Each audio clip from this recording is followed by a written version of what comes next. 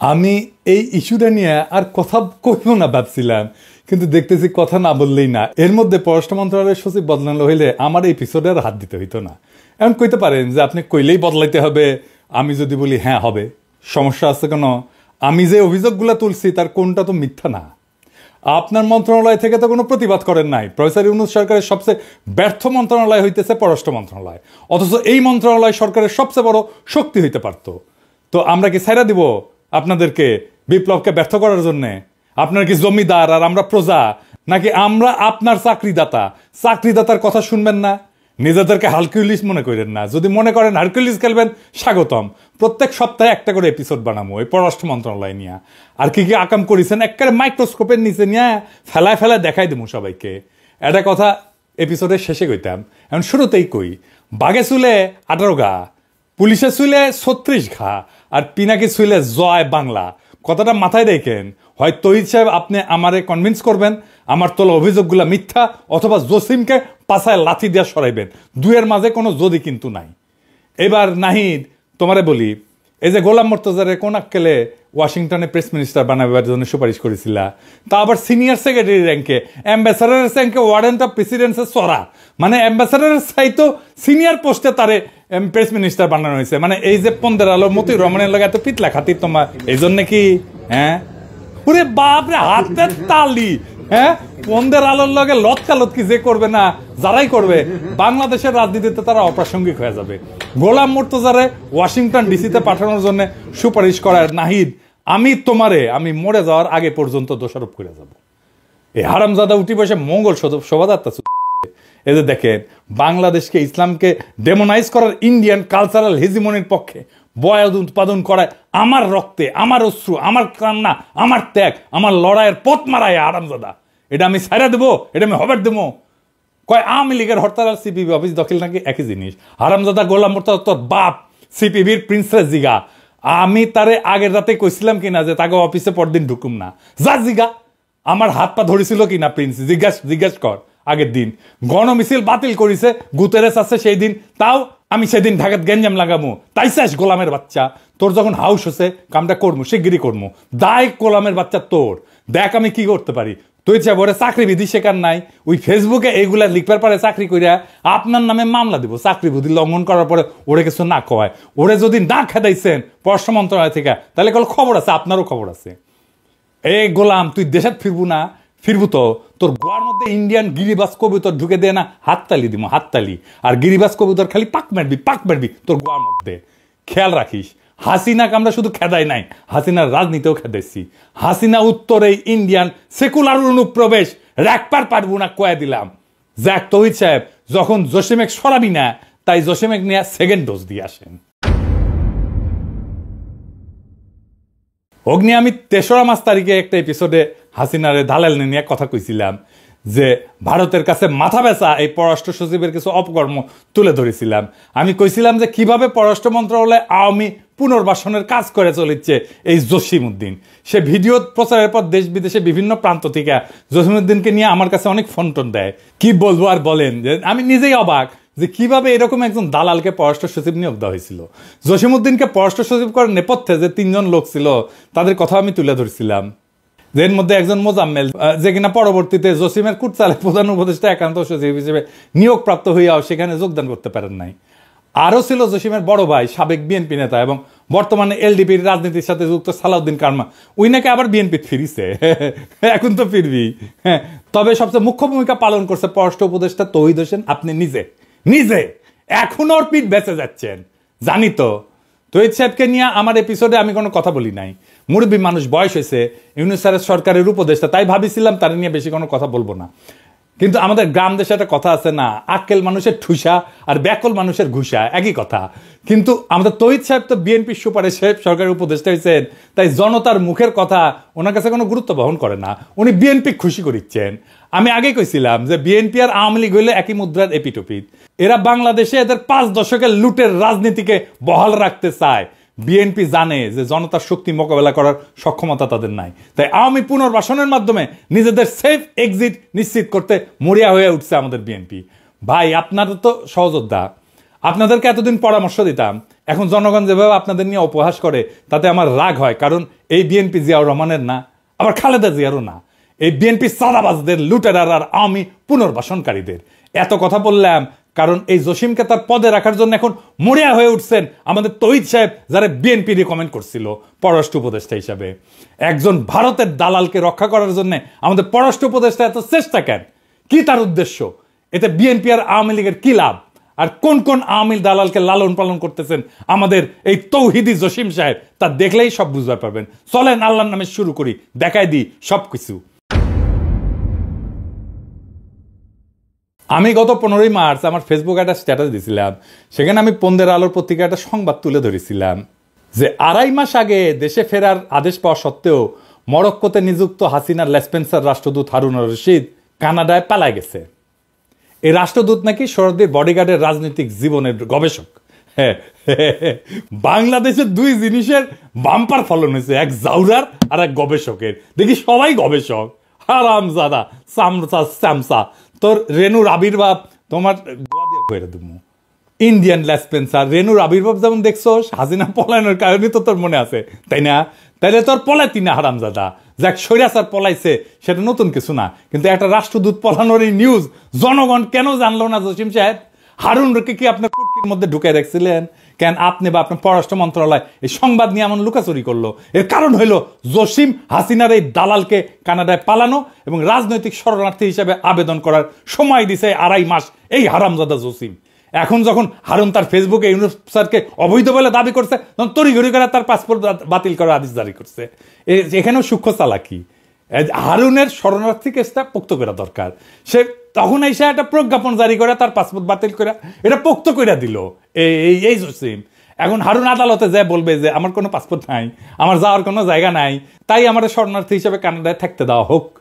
Case final করে দিল জসিম। বাহ, কি চমৎকার! এইসব তো অনেক পুরানো টেকনিক জসিম সাহেব। আপনি নাকি 30 বছরের বেশি চাকরি করেছেন, তো আপনি এতদিন চাকরি করে বালটা শিখেছেন। আপনি তো গ্রীসের রাষ্ট্রদূত ছিলেন, সেখানে এরকম শরণার্থী কেস হাজার হাজার। আপনি যদি এই টেকনিক সম্পর্কে না জানিয়ে থাকেন, তাহলে আপনি একটা বোকা এবং বেকুব পররাষ্ট্র সচিব। আর যদি তা না হন, তাহলে আপনি 2025 সালের সেরা রাষ্ট্রদ্রোহী, যিনি পতিত স্বৈরাচারের এজেন্টকে পালানোর সহায়তা করছেন এবং তার রাজনৈতিক আশ্রয় পাওয়ার সহায়তা করছেন। এমন না যে কানাডার কেস আপনার জন্য নতুন ছিল। আপনার আগের পররাষ্ট্র সচিব মাসুদ বিন মোমেন, ওই যে মিথিলা ফারজানা আছে না, আর অপর্ণা রানী পালকে কূটনৈতিক পাসপোর্ট বদলায় কানাডা পালানোর সুযোগ করে দিছিল না? এটা দেখে কি আপনি কিছু শিখতে পারেন নাই, নাকি আপনি ওইটা দেখে শিখেছেন? হ্যাঁ, আপনার মাথায় নতুন বুদ্ধি আসিছে যে হাসিনার দালালদের পালানোর সুযোগ করে দেওয়ার। আপনার যে জাউরা কইছিলাম না, কম কইছিলাম। আপনি আসলে একটা বিশ্ব জাউরা। জাউরামিতে আপনি বিশ্ব তালিকায় স্থান পাবেন। আলহামদুলিল্লাহ, বাংলাদেশের একজন জাউরা অ্যাটলিস্ট পৃথিবীর সেরা হয়েছে। কিন্তু সমস্যা হলো আপনি জাউরা, কিন্তু মাথায় কোনো বুদ্ধি নাই। আপনি যখন এই কাজের কাজ করেন, তখন আপনার প্রধান সহযোগী নাজমুল হক ছিল মহাপরিচালক প্রশাসন। নাজমুল নিয়ে গত পর্বে অনেক করছি। পাক্কা আওয়ামী পরিবার থেকে উঠে আসা কর্মকর্তা নাজমুল, যাকে মাসুদ বিন মোমেন গোপনে মহাপরিচালক প্রশাসন বানায় যায় আওয়ামী লীগপন্থী অফিসারদের সেফ প্যাসেজ দিতে। জসিম নাজমুল সিন্ডিকেট তাদের 5 মাস সময় হারুনের মতো আর কি কি অপকর্ম করেছে তা আস্তে আস্তে প্রকাশিত হবে। আমার কাছে খবর আসিচ্ছে। যাই হোক, এটা পরে আসিচ্ছি। পররাষ্ট্র মন্ত্রণালয়ের মেরুদণ্ড আর কর্মকর্তাদের মনোবল ভেঙে দিয়া ভারতের বিপক্ষে একটা দুর্বল কূটনীতি গড়ে তোলায় এই আপনাদের মিশন, তাতে কোনো সন্দেহ নাই। তৌহিদ জসিমের মিশন এইটা। কেমন পররাষ্ট্র সচিব সুপারিশ করলেন আপনি তৌহিদ সাহেব? মানুষ চিনতে না পারেন, কিন্তু দালাল চিনতে না পারলে তো এই সরকারে আপনার জায়গা থাকা উচিত না। দালাল চিনতে না পারলে আপনি নতুন বাংলাদেশের জন্য কি অবদান রাখবেন? জসিম সাহেব, আপনি কেমনে জানলেন যে আমি পিনাকি আপনার এই চালাকি ধরবে পারবো না? আমি তো হাসিনার নির্যাতনে ফ্রান্সের শরণার্থীর আবেদন করেছিলাম। আপনার তো জানা দরকার ছিল, যার কেউ বুঝুক না বুঝুক, আমি অন্তত আপনার এই ধান্দাবাজি ধরবে পাবো। হারুনের পালানো আপনার অগোচরে হয় নাই জসিম সাহেব। এই গল্প অন্যদের শুনায়েন, আমারে না। আমরা আপনার গল্প বুঝবার পারিছি। গোয়েন্দা সংস্থা দিয়া আপনার বা আপনার সহযোগীদের মোবাইল ফরেন্সিক করলে হারুনের সাথে আপনার যোগাযোগের স্পষ্ট প্রমাণ পাওয়া যাবে। আমি নিশ্চিত করে কইবার পারি।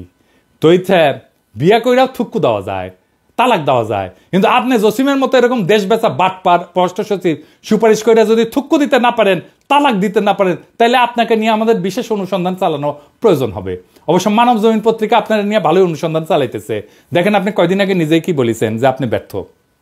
তো ব্যর্থতার দায় স্বীকার করে চলে যান। আছেন কেন এই পদে এখনো? খুব মজা না ক্ষমতা মাখনে খাইতে? খুব মজা না? নরম না? হ্যাঁ, ব্যর্থ হইয়া জনগণের টাকা বেতন নিতে লজ্জা লাগে না তহিদ সাহেব আপনার? জসিমের মতো একটা হাসিনার দালালকে কেন আপনি সুপারিশ করেছেন? কেন তার সব অপকর্ম ঢাকার জন্য আপনি এত মরিয়া? কি উদ্দেশ্য আপনাদের? আসেন সেটা একটু দেখি। জসিমের মূল উদ্দেশ্য বোঝার জন্য বেশি দূর যাওয়া লাগবে না। গত 18 অক্টোবর 2024 সালে বাংলা ট্রিবিউনে একটা সাক্ষাৎকার ছাপা হয়। সেটি উনি কি কইছেন সেটা না দেখি। উনি কইছেন, অন্তর্বর্তী সরকারের সফলতার উপর বাংলাদেশের ভবিষ্যৎ পররাষ্ট্রনীতি কতটুকু শক্তিশালী হবে সেটি নির্ভর করছে। অন্তর্বর্তী সরকারকে বিদেশিরা গভীর আগ্রহ নিয়ে পর্যবেক্ষণ করছে এবং একই সঙ্গে এই কাজে আন্তরিকভাবে সহায়তা করতে চাইছে। এর অভীষ্ট ফলাফল হচ্ছে নির্বাচনের মধ্য দিয়ে পরবর্তী যে সরকার আসবে তাদের সঙ্গে বিদেশিদের সম্পর্কের অন্যতম নির্ধারক হবে দেশীয় সংস্কারের সাফল্য। হারামজাদা বিশ্বজাদা, নির্বাচনের জন্য একেবারে পাগল হয়ে গেছো। হ্যাঁ, একেবারে বিএনপির কেস ফলো করিচ্ছ না? বিএনপির লিখে দেওয়া টেক্সট না? নির্বাচনের পরের সরকার কি করবে এটা ভাবার তোর কাজ। জসিমকে নিয়ে করা আগের পর্বে আমি বলছিলাম যে বাটপার এখন বিএনপিকে ক্ষমতা আনার জন্য পাগল হয়ে গেছে, আর সেই সাথে বাস্তবায়ন করতেছে ইন্ডিয়ান প্রেসক্রিপশন, যেটা হলো ইউনূস সরকারের দ্রুত বিদায় আর আওয়ামী লীগের পুনর্বাসন করা। আগের পর্বে আমি বলেছিলাম না যে জসিম এই সরকারের লেজিটিমেসি আর বিপ্লবের ন্যারেটিভ নিয়ে কোনো কাজ করে নাই? কেন করে নাই তা এখন পরিষ্কার। তো এই কাজ যে করা লাগবে এমন কথা যে জসিম জানতো না তা কিন্তু না। এই সাক্ষাৎকারে দেখেন এই হারামজাদা কি বলিছে। অন্তর্বর্তী সরকার দায়িত্ব নেওয়ার প্রথম দিকের একটা চ্যালেঞ্জ ছিল জুলাই আগস্ট বিপ্লবের সঠিক ন্যারেটিভ তুলে ধরা। একথা সবাই জানেন যে বিপ্লব নিয়ে একটা অপপ্রচার ছিল, আমাদের কাজ ছিল সেই অপপ্রচারের বিপরীতে বিপ্লবের সঠিক চিত্র তুলে ধরা। এই কাজে আমরা সফল হয়েছি। দ্বিতীয় বিষয় ছিল সরকারের সংস্কার চিন্তাভাবনা ও সংস্কার কার্যক্রম তুলে ধরা। এটি এখন চলমান এবং আমাদের জন্য নতুন বিষয়। কাজে এই বিষয়টি তুলে ধরে বিভিন্ন দেশের সঙ্গে একযোগে কাজ করার প্রতিশ্রুতি আদায় করা খুব কঠিন না হইলেও একটা চ্যালেঞ্জ ছিল। তো জুলাই বিপ্লবের কোন ন্যারেটিভটা আপনি করেছেন জসিম সাহেব একটু জানাবেন? কোন করেছেন? হ্যাঁ, কইলেই হইলো ন্যারেটিভ তৈরি করেছেন, কি বালটা করেছেন এটা জানি না আমরা। হ্যাঁ, বিভিন্ন দেশের সাথে একযোগে কাজ করার সম্মতি আদায়ের জন্য আপনি গেছেন সার্বিয়া, আলজেরিয়া, মিশর, এটাই না? এই ভূগোল বুঝাইতেছেন। এইসব গল্প ইন্ডিয়ায় যাইয়া আপনার পলাতক ঠাকুরমা হাসিনা শুনেন। আসলে আপনি যখন এই সাক্ষাৎকার দেন তখন পররাষ্ট্র সচিব হিসেবে আপনার বয়স মাত্র 40 দিন। তখন থেকে আপনার এজেন্ডা পরিষ্কার ছিল, কিন্তু মানুষ আপনার চালাকি ধরতে পারে নাই। কারণ আপনি তখন জুলাই ন্যারেটিভ, আহতদের চিকিৎসা, এই সমস্ত বড় বড় কথা বলে সবার মনে আশা সঞ্চার করার চেষ্টা করেছেন। কিন্তু বাস্তবে ভারত এবং বিএনপির প্রেসক্রিপশন মোতাবেক আপনি অত্যন্ত সুকৌশলে কাজ করে গেছেন এবং যাচ্ছেন। আপনার মিশন হইল হাসিনার দালালদের পুনর্বাসন এবং বিএনপির ক্ষমতায় আসার পথ সুগম করা। এই মিশনে আপনার পাহারাদার হইল পররাষ্ট্র উপদেষ্টা মিস্টার তৌহিদ হোসেন। আপনারা মিলা স্বৈরাচারের যে সমস্ত দালাল পালতেছেন তার কিছু আগের পর্বে দেখাইছি। সব ইচ্ছা করে একেবারে দেখাই নাই, কারণ সব দেখাইলে নিতে পারতেন না। চলেন আপনার কিছু সহল স্পেন্সারদের সাথে আপনার একটু পরিচয় করাই দিই। ভাবছিলাম বেশি নাম বলা লাগবে না, গতদিন 2টা পেরেক মারিছিলাম। একটা ছিল 5ই আগস্টের আগে 2রা আগস্ট, যখন আপনি নিজের ফেসবুক প্রোফাইল পিক্সেল কালো করে লিখেছিলেন শোকাবহ আগস্ট। আবু সাইদ মুগ্ধসহ প্রায় 1.5 সহস্রাধিক ছাত্রদের আত্মত্যাগ কি আপনার হৃদয় এতটুকু দাগ কাটে নাই জসিম সাহেব? বুঝলাম তখন হাসিনা পলায় নাই, কিন্তু আপনি পররাষ্ট্র সচিব হওয়ার পরে এই সরকারের সময় কিভাবে মাজেদা রফিকুন্নেসার মতো আওয়ামী লীগ প্রেসিডিয়াম কমিটির একজন সদস্যকে বঞ্চিত কর্মকর্তা হিসেবে পদোন্নতির জন্য সুপারিশ করেন। আপনাকে আহ্বান জানাইছিলাম সংবাদ সম্মেলন করার। 2 পেরেকে যেহেতু উপদেষ্টা পরিষদ জসিমরে সরান নাই, তাই আজকে আরো কিছু পেরেক মারি। 3 নাম্বার পেরেক। সৈয়দ মুনতাসির মামুন 24 ব্যাচের কর্মকর্তা। হাসিনার আমলে নিজেকে গর্বভরে ভারতের রয়ের এজেন্ট হিসেবে পরিচয় দিতেন। এই চাকরি তিনি পাইছেন তার একমাত্র বিদেশ পদায়নের সময়। সেটা কোথায়? সেটা ভারতের নয়াদিল্লি। এই কর্মকর্তা গত 4-5 বছর ধরে আইটি অনুবিভাগে প্রথমে পরিচালক, পরে মহাপরিচালক ছিলেন। এই পুরা সময় তিনি অত্যন্ত দায়িত্বের সাথে A2I-কে পররাষ্ট্র মন্ত্রণালয়ে অনুপ্রবেশের ব্যবস্থা করে দিচ্ছেন। ইউনিফাইড ওয়েবসাইটের মাধ্যমে বস্তা পচা ডিজাইনে পররাষ্ট্র মন্ত্রণালয়ের সকল দূতাবাসের জন্য এক ধরনের ওয়েবসাইটের কাজ হাতে নেন এই মুনতাসির। তার আসল উদ্দেশ্য হইল পররাষ্ট্র মন্ত্রণালয়ের অধীনে সব দূতাবাসের তথ্য হাতায় ভারতে পাচারে সহায়তা করা। এই কাজে তাকে কারিগরি সহায়তা দিচ্ছে A2I-এর পরামর্শক ফারহাদ জাহিদ শেখ। এই লোকের সম্পর্কে বেশি কিছু বলবো না। ওই দোয়া পলক আর সাইবারসোর আনিস চৌধুরীর প্রধান সহযোগী। 5ই আগস্টের পর ফরহাদ জাহিদের চাকরি গেলেও মুনতাসির বহাল তবিয়তে আছে। এই মুনতাসির পররাষ্ট্র মন্ত্রণালয়ে তার সেরা ইনোভেশন করছে। তা হইল শেখ হাসিনা নিউরাল নেটওয়ার্ক নামে একটা আইটি ব্যবস্থা। বুঝিছাও? হ্যাঁ, ভালো তো, ভালো না? আপনাদের দুইজনের ছবির পাশে শেখ হাসিনার বুদ্ধির ছায়া ঘুরে বেড়াইতেছে, আর আপনারা নতুন বাংলাদেশের গল্প শুনাইতেছেন। কি মজা! এই নিউরাল নেটওয়ার্কের কনসেপ্ট নোটে কার স্বাক্ষরের কথা বলা আছে? সৈয়দ মুনতাসির মামুন, জসিম সাহেব। নিজের মন্ত্রণালয়ের ওয়েবসাইট ব্যবস্থাপনাটাও আপনারা দেওয়া হয় না। আপনি আসলে কি পারেন একটু বলবেন? কাজ পারেন না, মন্ত্রণালয় চালাইতে পারেন না, ওয়েবসাইট দেখেন না। আপনি কি কোটায় ডিপ্লোম্যাট হয়েছিলেন? আপনি কি কোটায় ডিপ্লোম্যাট হয়েছিলেন? পারেন তো খালি ওইটাও পারেন কি না একদিন দেখুন নি, সামনে করবেন। হ্যাঁ আইসেন, হ্যাঁ দেখে রাখবেন পারেন কিনা ওইটা। আপনার এই পদে না রেখা গাধা হিসেবে এক্সপোর্ট করলে দেশে বেশি লাভ হইতো। শুনছি মুনতাসিরের পদোন্নতির জন্য আপনি সুপারিশ করেছেন, খুব ভালো কাজ করেছেন। আমি জনপ্রশাসন সচিব, মুখ্য সচিব এবং মন্ত্রী পরিষদ সচিবকে আহ্বান জানাবো, হাসিনার এই দালাল যাতে জসিমের প্ল্যান মোতাবেক পদোন্নতি না পায়। স্বঘোষিত ভারতের দালাল আর হাসিনার লেসপেন্সার যদি পদোন্নতি পায় না, তাহলে পররাষ্ট্র মন্ত্রণালয়ের বিরুদ্ধে কি করতে হবে আমাদের জানা আছে। আমাদের বাধ্য করবেন না, সাবধান কইরা দিলাম। হ্যাঁ, বেশি আমি সাবধান করি না, অল্প করি, করলাম। চতুর্থ পেরেক, বিএম জামাল হোসেন 21 ব্যাচের গোপালী মাল। এই ব্যাচটা পুরা আওয়ামী দালালের ভরা। নাজমুল আছে এই ব্যাচেরই। তো আসেন এই বিএম জামাল নিয়ে বলি। এই জামাল হাসিনার সময় কলকাতায় উপ হাই কমিশনার ছিল। ওই সময় ভারতের রয়্যাল এজেন্টদের সাথে মিলা পশ্চিমবাংলার ভারতীয় মুসলিমদের অবৈধভাবে বাংলাদেশে পুশব্যাকে সহযোগিতা করছেন। এই যে দেখেন, কলকাতা থেকে হারবাল খাইয়া যখন এই দালাল দুবাই গেছে, তখন দেখেন সভা সেমিনারে কি বলে দেখেছেন? সে নাকি ভারতের ব্যবসা প্রসারে কাজ করেছেন। এই অনুষ্ঠানের আয়োজক ছিল মহারাষ্ট্র বিজনেস নামে ভারতীয় ব্যবসায়ীদের সংগঠন। হারামজাদা গোপালী দালাল দেশের বেতন নিয়ে ভারতের অনুষ্ঠানে যায় ভারত প্রেম, হ্যাঁ মাদার, তোদের মতো দালালদের থাপ্পায় থাপ্পায় পাবলিকে পররাষ্ট্র মন্ত্রণালয় থেকে কেন বাইর করে দেয় নাই? আমি এটা বুঝি না। কি জসিম, খুব ভালো লাগে নাকি রে জামাল রে? নাকি জামাল গোটা খাইছ? হ্যাঁ খাইছ? এই জামাল জুলাই বিপ্লবের সময় দুবাই পুলিশে অভিযোগ কইরা 57 জন প্রবাসীকে পুলিশ দিয়ে গ্রেপ্তার করায়। জামালের বিরুদ্ধে প্রবাসীরা অভিযোগ জানায় আমাদের প্রবাসী কল্যাণ উপদেষ্টা আসিফ নজরুলের কাছে। সেই অভিযোগে উল্লেখ করে পররাষ্ট্র মন্ত্রণালয়কে একটা চিঠি পাঠায় প্রবাসী কল্যাণ মন্ত্রণালয়। এই যে এটা কিন্তু তৌহিদ জসিম গং মিলা সেই চিঠির কোনো ব্যবস্থা না নিয়ে জামালকে মহাপরিচালক পদে বসাইছে, দায়িত্ব দিছে আফ্রিকা অনুবিভাগের। বাহ জসিম বাহ, বিপ্লবের বিপক্ষে তোমার স্পষ্ট অবস্থান প্রমাণে আর কি লাগবে? প্রবাসী ভাইয়েরা দেখেন পররাষ্ট্র মন্ত্রণালয় আপনাদের কি উপহার দিতেছে। দেখেছেন আপনার পয়সায় আপনারে বাম্বুজে দেয়, তারে নিয়ে আসে পদায়ন করে এই তৌহিদ সাহেব। আমরা বিভিন্ন সময় আসিফ নজরুল মাহফুজদের ভুল বুঝি, বিপ্লবের সাথীদের ন্যায় বিচার নিশ্চিত করতে না পারার জন্য অভিযোগ জানায়। কিন্তু এই জসিমের মতো ঘাপটি মেরে বসে থাকা দালালদের কারণে পুরা সরকারের বদনাম হয়। এই জামাল নিয়ে তুমি যে কামাল করিছো জসিম, সেই অপরাধে তোমার জামাল গোটা 2 বেলা প্রেসক্রিপশন দিয়ে দিলাম। জনতা আসবে তোমার ওষুধ নিয়ে, গেটে পুলিশ বাড়াইতে বল, আর লক্ষণ সেনের মতো পালানোর জন্য পিছনের গেট খোলা রাখ, দেখ পিছে গেট খোলা আছে কিনা। পঞ্চম পেরেক, সারোয়ার আলম 31 ব্যাচের কোটার মাল। বাড়ি কুড়িগ্রাম, আমার বাড়ির পাশে। পরিচয় সাবেক ছাত্রলীগ। এখানেই শেষ না, এই লীগের প্রোডাক্ট পররাষ্ট্র মন্ত্রণালয় থেকে পেশনে হাসিনার সহকারী প্রেস সচিব হয়েছিল। সাধারণত প্রেস উইংয়ে পেশাদার সাংবাদিক আর বিসিএস এর তথ্য কেন্দ্রের কর্মকর্তা পদায়ন করা হইলেও সারোয়ার হইল আওয়ামী বিশেষ কোটায় পদায়িত কর্মকর্তা। শোনা যায় এলাকায় নাকি 2029 সালে নির্বাচন করার প্রস্তুতি নিচ্ছিল। আমি খোঁজ নিছি, কথা সত্য। কিন্তু হাসিনা যখন পলাইছে তখন তো সরার পলাইতে পারে নাই। সে পররাষ্ট্র মন্ত্রণালয়ে যোগদান করতে আসলে তাকে তো বরখাস্ত করে পুলিশে দেওয়ার কথা ছিল। কিন্তু আমাদের হারকিউলিস জসিম সাহেব এই সারোয়ারকে পরিচালক পদে পদোন্নতি দিয়া পররাষ্ট্র মন্ত্রণালয়ে সসম্মানে যোগদান করায়। কি আর বলবো, এভাবেই চলিতেছে আমাদের পররাষ্ট্র মন্ত্রণালয়। শেষ কথা গত পর্বেই কইছি, জসিমকে জয় বাংলা করতে হবে, এর কোনো বিকল্প নাই। আমি ইউনিস স্যার আর পুরো উপদেষ্টা পরিষদকে আহ্বান জানাইতেছি, জসিমকে পররাষ্ট্র সচিব পদ থেকে অপসারণ করে ডিবি অথবা ডিজিএফআই হস্তান্তর করেন, ওর মোটিভ অনুসন্ধান করেন, ওর মোবাইল ফরেন্সিক করেন, ব্যাংক হিসাব নেন, পুরা পরিবারের দুদককে বলেন সবকিছু দেখতে। আওয়ামী লীগের দালালদের পুনর্বাসন কইরা আর হাসিনার লেসপেন্সারদের বিদেশে পলায়ন, পদোন্নতি থেকে শুরু কইরা যেসব কাজ এই জসিম করিছে, তাতে এই জনগণের ট্যাক্সের টাকায় ভাত খাওয়ার আর কোন সুযোগ তার জন্য নাই।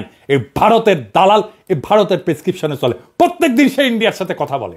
আপনি খোঁজ নিয়ে দেখেন। স্যার জসিম জান আপনার সাথে চীন সফরে না যায়। চীন সফরে পররাষ্ট্র মন্ত্রণালয়ে যত কর্মকর্তা যাবে প্রত্যেকের বিষয়ে অনুসন্ধান চালাবেন। জসিমের কোনো বিশ্বাস নাই, সে হাসিনার চীন সফরের কথা জানে, সব কথা জানে। চীন সফর থেকে ফিরে আসা এই কথা যে ভারতের কাছে পাচার হবে তার কর্মকাণ্ড থেকে নিশ্চিত হওয়া যায়, ওই সব কিছু কয়ে দিবে যে কি কি করেছেন আপনি।